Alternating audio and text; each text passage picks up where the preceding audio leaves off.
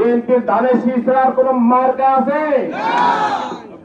আমি দুঃখের সাথে বলছি আপনাদের কাছে, একটি দলের একটি মার্কার লোকেরা তারা বিএনপি দাবি করে তারা মাঠে ঘাটে বেড়াচ্ছে এবং সাধারণ জনগণকে বিভ্রান্ত করছে।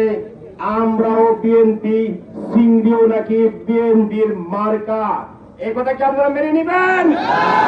যদি বিএনপিকে ভালোবাসেন, যদি তারেক জিয়াকে ভালোবাসেন, যদি খালেদা জিয়াকে ভালোবাসেন, যদি ধানের শীষকে ভালোবাসেন, যদি লায়ন মোহাম্মদ হারুনুর রশিদকে ভালোবাসে থাকেন, আপনারা আপনাদের দলে ফিরে এসে আপনাদের মার্কাতে নির্বাচন করুন।